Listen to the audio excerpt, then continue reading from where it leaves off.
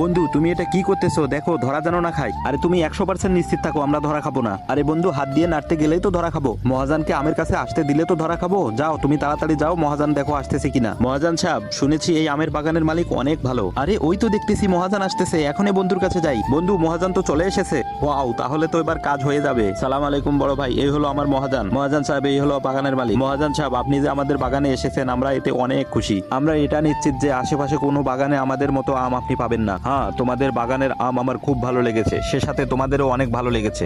আপনি মহাজান মানুষ, মহান মানুষ, শুক্রিয়া আমাদেরকে ভালোবেসেছেন বলে। হ্যাঁ সত্যি তোমরা অনেক ভালো মানুষ, তোমরা অনেক বড় হবে। এই দিয়ে দাও ওদেরকে, ব্যাগটা দিয়ে দাও। এই কথা শুনে ছেলেটি বাগানের মালিকদের ব্যাগ দিয়ে দেয়। মহাজান বহুত বহুত শুক্রিয়া, আজ থেকে এই বাগান আপনার। মহাজান সাহেব, আপনাকে বললাম না লোকগুলো অনেক ভালো, দেখেন কত তাড়াতাড়ি আপনি বাগানটা পেয়ে গেলেন। বন্ধু মহাজানের তো টাকা মেরে দিলাম, এখন তুমি আমার অর্ধেক টাকা দিয়ে দাও। আরে মিয়া, তুমি যে ব্যবহার করছো অল্পতে তো ধরা খেয়ে গেছিলাম। যাও এখান থেকে যাও, তোমার